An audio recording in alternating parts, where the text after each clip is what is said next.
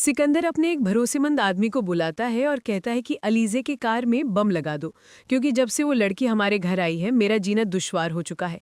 इसलिए आज वो किसी भी हाल में जिंदा नहीं बचनी चाहिए। अगर वो जिंदा बची तो मैं तुम्हें खत्म कर दूंगा, मेरी बात याद रखना। सिकंदर की धमकी से डरकर उसका आदमी अलीजे की कार में बम लगाकर चला जाता है। सिकंदर को डर था कि कहीं अलीजे की जगह कोई और उस कार में ना बैठ जाए, इसलिए वो एक अनजान नंबर से अलीजे को कॉल कर उसे फंसाने की योजना बनाता है।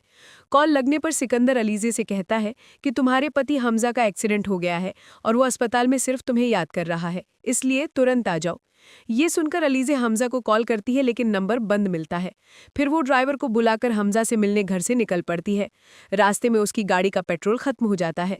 गाड़ी रोकते ही ड्राइवर पेट्रोल लेने चला जाता है और अलीजे पास वाले छोटे होटल में चाय पीने बैठती है। वो ड्राइवर के लौटने का इंतजार करने लगती है।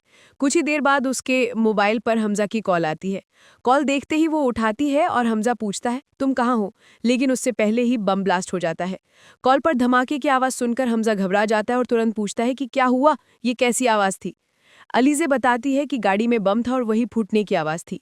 हमजा तुरंत पूछता है, तुम ठीक तो हो? अलीजे कहती है कि मैं ठीक हूँ, तुम बताओ, तुम्हें जो एक्सीडेंट पता चला क्या तुम्हें ज़्यादा चोटें आईं? हमजा जवाब देता है कि मेरा कोई एक्सीडेंट नहीं हुआ, और तुम्हें ये किसने बताया?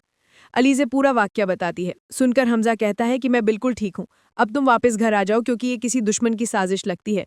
तुम मुझे वो नंबर व्हाट्सएप कर दो जिससे तुम्हें कॉल आई थी। जैसे ही अलीजे नंबर भेजती है, हमजा उसकी पूरी डिटेल निकलवाता है। नंबर एक मुलाजिम के नाम पर दर्ज होता है। जब पुलिस उस मुलाजिम को पकड़ती है तो वो कहता है कि उसका मोबाइल सिकंदर साहब के पास था और वो कुछ नहीं जानता। ये सुनकर हमजा पक्के यकीन में आ जाता है कि ये काम सिकंदर की ही हरकत है।